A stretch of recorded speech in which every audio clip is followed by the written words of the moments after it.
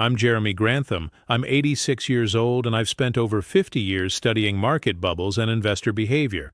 I predicted the dot-com crash in 2000. I warned about the housing crisis in 2008. And today, with decades of watching how wealth is built and destroyed, I'm going to tell you something that might make you uncomfortable. The reason you're not getting rich has nothing to do with your income and everything to do with 5 things you keep buying that are bleeding you dry. Back in 1971, I was working at a good firm in Boston, making decent money for a young analyst, about $18,000 a year, which felt like real money back then. And I was convinced I was doing everything right. I had a nice apartment in a fashionable neighborhood. I drove a decent car, nothing extravagant, just a respectable sedan that looked professional. I ate lunch out every day with colleagues because that's what successful people did. I bought good clothes because you had to look the part in finance, and I spent money on things that made me feel like I was already successful. And then one day I sat down and actually looked at my bank account and I had nothing. I was 37 years old making what seemed like good money, and I had $400 in savings. $400. One bad month and I'd be broke. And that moment terrified me because I realized I had confused looking rich with building wealth. I was spending money to signal success to other people instead of actually becoming successful, and that mistake changed everything for me. It forced me to understand something most people never figure out. Wealth isn't built by what you earn. It's built by what you keep. And you can't keep anything if you're constantly buying things that destroy wealth instead of creating it. So here's what I'm going to do today. I'm going to show you the 5 things that are keeping you poor. These aren't luxuries. These aren't obvious wastes of money. These are things most people think are normal, things everyone around you is buying, things that seem reasonable until you actually calculate what they cost you over a lifetime. And then I'm going to show you exactly what to do instead. By the end of this, you're going to see your spending completely differently. You're going to understand why some people who make $60,000 a year end up wealthy while others who make $200,000 stay broke forever. And if you're serious about building actual wealth in 2026, you're going to stop buying these 5 things immediately. If this kind of practical financial wisdom is what you've been looking for, hit that subscribe button right now so you don't miss the next video. Let me start with something most people don't want to hear. If you're making decent money and you're still broke, it's not because you don't earn enough. It's because you're buying the wrong things. I see this pattern everywhere. People making $80,000, $100,000, even $150,000 a year, and they have nothing saved, no investments, no real assets. They're one job loss away from disaster. And when you ask them where the money goes, they can't tell you. It just disappears. But it doesn't disappear randomly. It goes to the same 5 things, over and over, month after month, year after year. And these 5 things are so normalized in our culture that people don't even question them anymore. Everyone has them. Everyone buys them. So they must be necessary, right? Wrong. These things aren't necessities. They're wealth destroyers. And the sooner you eliminate them, the sooner you start actually building wealth. Now, before I tell you what these 5 things are, I need you to understand something about how wealth really works. Most people think getting rich is about making more money. Get a raise. Get a promotion. Start a side hustle. Make more. Make more. Make more. But that's not how it works. I know people who make $50,000 a year and have $500,000 in investments. And I know people who make $300,000 a year and have nothing. The difference isn't income. The difference is spending discipline. Every dollar you spend is a dollar that can't compound. If you spend $5 today on something useless, that's not just $5 gone. That's $5 that could have turned into $40 over 30 years in a basic index fund. That morning coffee you buy without thinking? That's not $4. That's $32 in lost wealth over 3 decades. That new car payment? That's not $500 a month. That's $1 million you won't have at retirement. This is what most people don't calculate. They see the immediate cost and think, it's only $50, it's only $100. I can afford it. But they never calculate the opportunity cost. They never ask, what could this money become if I didn't spend it? And that's why they stay poor. Let me ask you something honest. Do you know where your money actually goes each month? Not roughly, not kind of. I mean, do you actually know?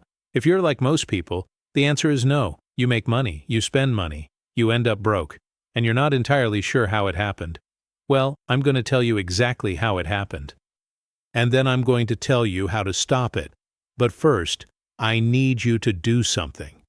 I need you to be honest with yourself about this. If you're tired of making good money and having nothing to show for it, if you're exhausted from working hard and staying broke, I want you to comment below and say this. I make decent money but never feel financially secure. That changes now. Just type that out. Because admitting the problem is the first step to fixing it. And your comment might be exactly what someone else needs to see today to realize they're not alone in this struggle. All right, let's get into it. The 5 things you need to stop buying if you want to get rich. And I'm warning you right now, you're not going to like some of these. You're going to want to make excuses. You're going to say, but Jeremy, I need that, or everyone does that, or that's just how life works now. And that's exactly why you're not wealthy yet. Because you've accepted these things as normal when they're actually destroying your financial future. Thing number 1 you need to stop buying. New cars. This is the biggest wealth killer in America, and almost nobody talks about it honestly. The average new car costs about $48,000 today. The average car payment is $700 a month. And people think this is normal.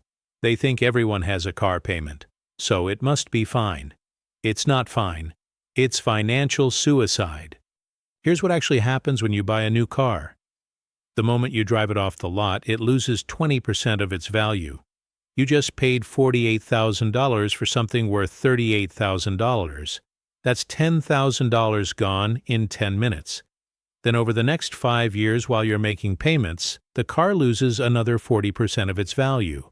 So you paid $48,000 plus interest, let's say $52,000 total, for something that's now worth $24,000. You lost $28,000. But it's actually worse than that because of opportunity cost. If instead of spending $700 a month on a car payment, you invested that $700 in a boring S&P 500 index fund, in 30 years that would be worth over $800,000. Let me say that again. The car payment you think is normal is costing you nearly $1 million in retirement money. So what should you do instead? Buy a used car with cash. I don't care if you make $200,000 a year. Buy an $8,000 Toyota Camry or Honda Accord. Something 10 years old with 100,000 miles that's going to run forever. You'll look less impressive at stoplights. You won't have that new car smell. But you know what you will have? $700 a month that you're investing instead of giving to a bank. And in 30 years, you'll have $800,000 that everyone else spent on cars they don't even own anymore. I drive a 15-year-old car. Warren Buffett drives an old Cadillac. We're worth billions. We could buy any car we want. We choose not to because we understand that cars don't make you wealthy. Investments make you wealthy. Cars are tools to get from point A to point B. That's it. Thing number 2, you need to stop buying. Convenience food and eating out. I know this sounds small compared to cars, but trust me, this one destroys more wealth than almost anything else because it happens every single day. The average American household spends about $30,500 a year eating out and another $2,000 on convenience foods. That's $5,500 a year on food that you could make at home for $2,000. That's a $30,500 difference. If you're 30 years old and you redirect that $30,500 every year into investments instead of restaurants, by age 65 you'll have an additional $650,000. That's not a typo. $650,000. That's what your lunch-out habit actually costs you. I'm not saying never eat out. I'm saying stop treating restaurants like a daily utility. When I was young and broke, I made every single meal at home for a year. Rice, beans, eggs, chicken, vegetables. I spent maybe $40 a week on groceries. I never went hungry. I just wasn't eating $15 sandwiches and $12 salads and $8 coffees. And that discipline, that 1 year of eating boring home-cooked food, gave me the capital I needed to start making real investments. You know what's interesting? Rich people understand this. Actually, wealthy people, not people pretending to be wealthy, they don't waste money on convenient food. They either cook at home or they eat out strategically for business or relationships, not because they're too lazy to cook dinner. Poor people and middle-class people trying to look rich, they eat out constantly. They get delivery 3 times a week. They buy $6 lattes every morning. And then they wonder why they're broke. If you know someone who needs to hear this message, someone who's stuck in the broke cycle, share this video with them. Sometimes the best thing you can do for someone you care about is show them a path forward. Thing number 3. Subscription services you don't use. This one is insidious because each individual subscription seems so small. It's only $10 a month. It's only $15 a month. What's the big deal? Here's the big deal. The average American now has 12 subscription services: streaming services, music services, meal kits, software subscriptions, gym memberships they never use. Add it all up, and the average person is spending about $200 a month on subscriptions. That's $2,400 a year on things they barely use. I see people who are broke paying for Netflix, Hulu, Disney+, Amazon Prime, HBO, Apple TV, and Spotify. That's 7 entertainment subscriptions. You know how much entertainment you need? 1. Maybe. You could go to the library and get books and movies for free. But instead people pay for 7 streaming services and then complain they can't afford to invest. Here's my rule. If you're not wealthy yet, you get 1 streaming service. 1. That's it. No gym membership unless you go 4 times a week, minimum. Cancel everything you're not using daily. Take that $200 a month and invest it. In 30 years, that's another $240,000. These small subscriptions aren't small. They're $250,000 decisions. Thing number 4, brand new furniture and home decor. This is where people really waste money without realizing it. They move into a new place and they think they need to fill it immediately with new furniture. New couch, $2,000. New bed, $2,500. New dining table, $2,200. They spend $10,000 to $20,000 furnishing an apartment on credit cards or payment plans. And here's the thing, furniture doesn't make you wealthy. Nobody ever got rich because they had a nice couch. You know what makes you wealthy? Having $20,000 invested instead of sitting in your living room, depreciating. When I was young, my entire apartment was furnished from yard sales and free stuff people were throwing out. My couch cost $50. My desk was a door on 2 filing cabinets. And you know what? It worked fine. It wasn't Instagram-worthy, but it was functional and it was paid for and it freed up money for investing. Today you can furnish an entire place for under $1,000 if you're willing to buy used. Facebook Marketplace, Craigslist, estate sales, thrift stores. You can get a $2,000 couch for $200. The difference between spending $10,000 on new furniture versus a $1,000 on used furniture is $9,000 that could be working for you. That $9,000 invested for 30 years becomes $90,000. So you have a choice: impressive furniture now or $90,000 later. Most people choose the furniture. Wealthy people choose the $90,000. Thing number 5, and this is the one that's going to make people angry: expensive college degrees that don't lead to high-income careers. I'm not saying don't get educated. I'm saying don't spend $100,000 on a degree that leads to a $40,000 job. This is happening everywhere. Kids going to expensive private universities, taking out $80,000 in student loans, getting degrees in fields that don't pay well, and then spending the next 20 years trying to pay back the debt. If you want to study art history or philosophy, fine. But do it at a community college and a state university where the total cost is $30,000, not at a private school where it's $200,000.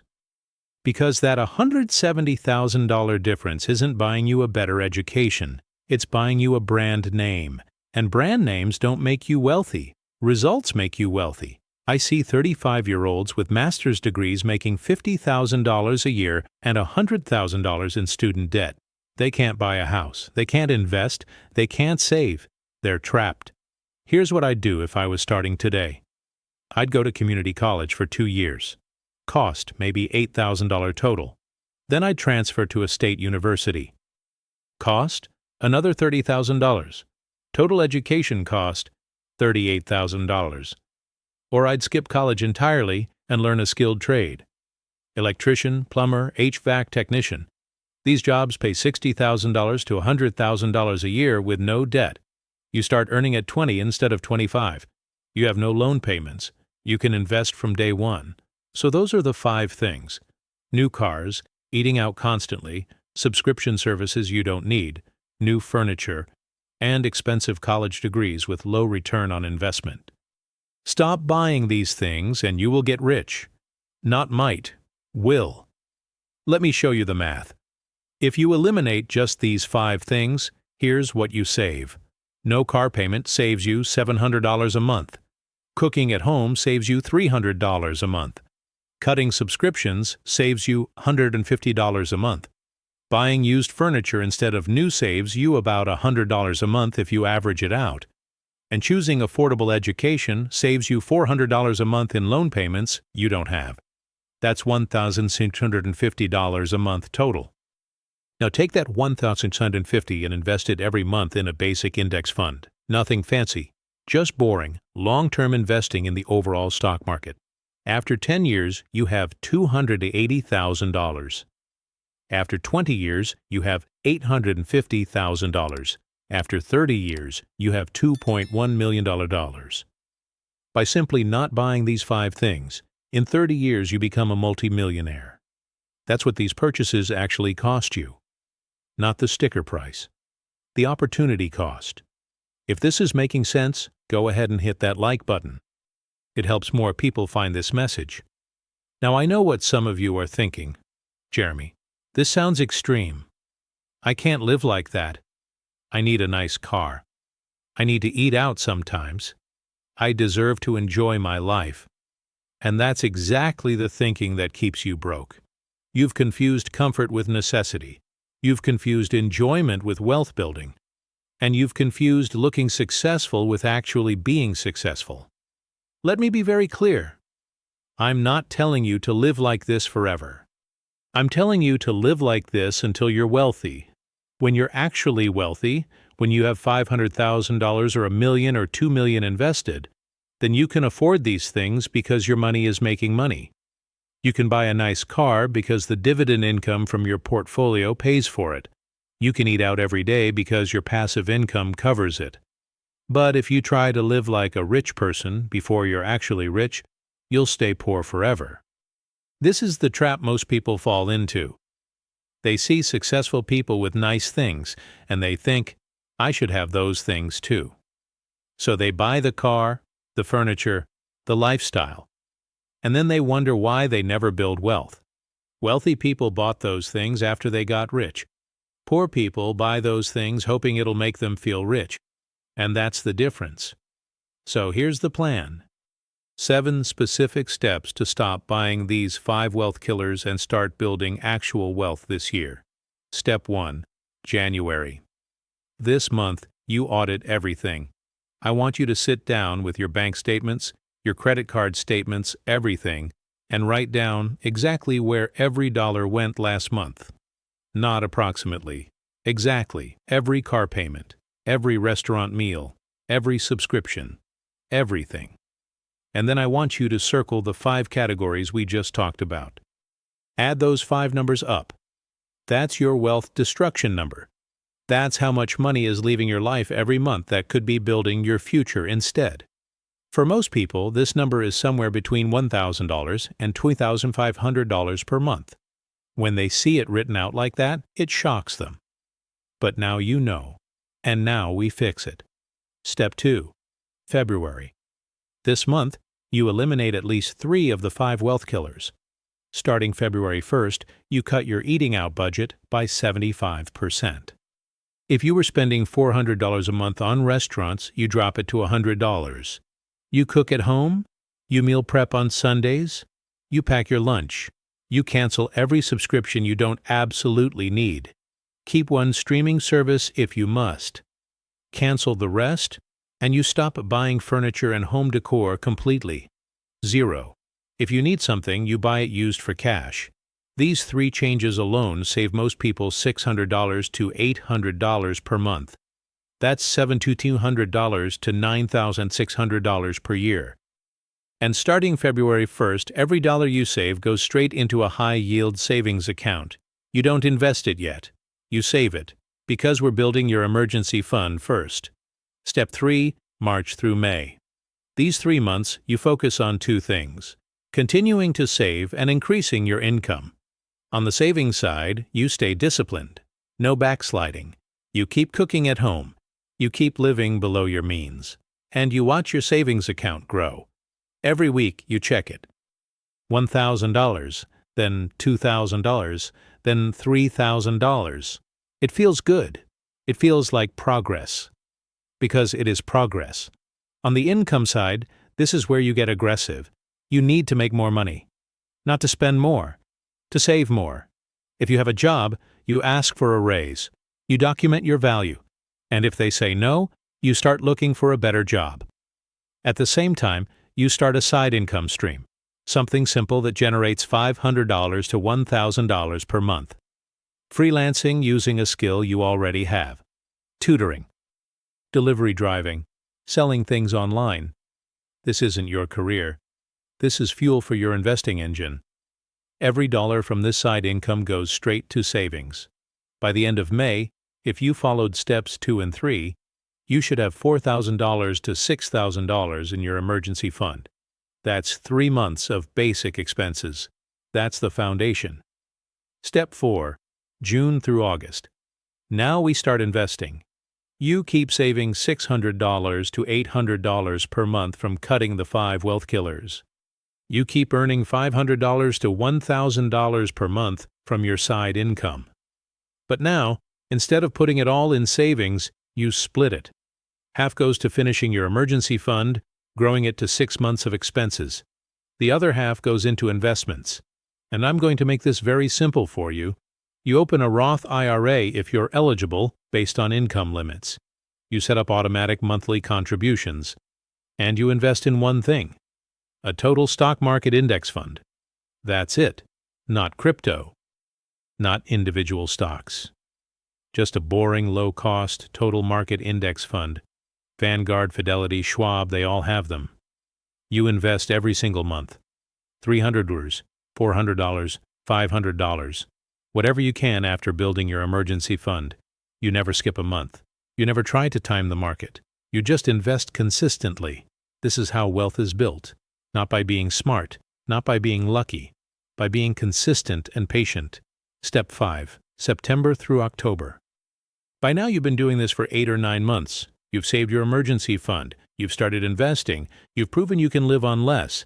And now we optimize. You look at your 2 big fixed expenses that you might not have been able to eliminate yet: your car and your student loans. If you have a car payment, this is when you get serious about getting rid of it.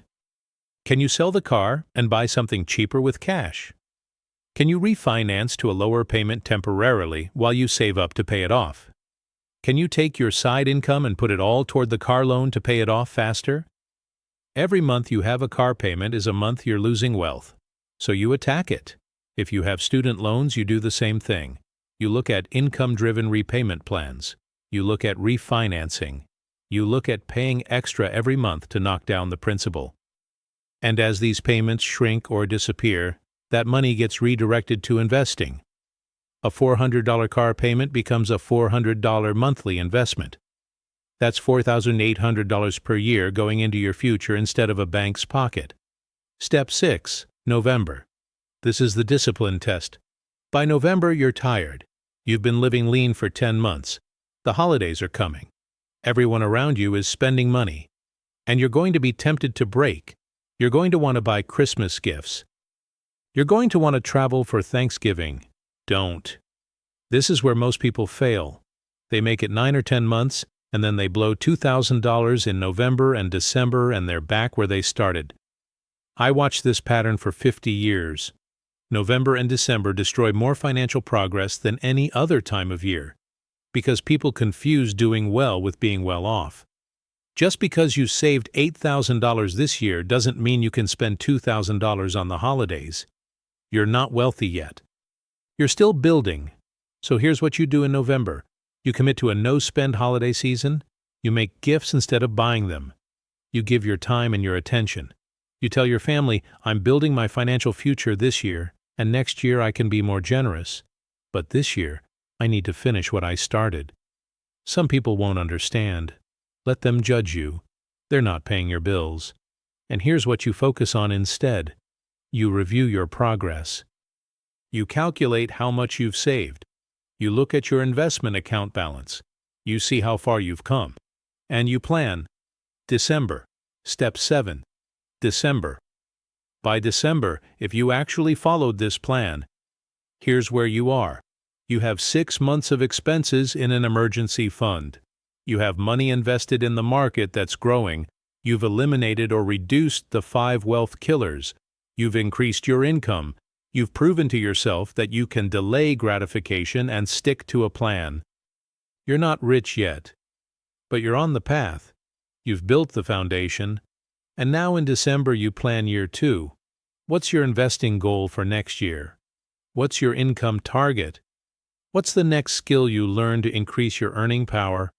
You write it all down. You commit to it, and then you keep going.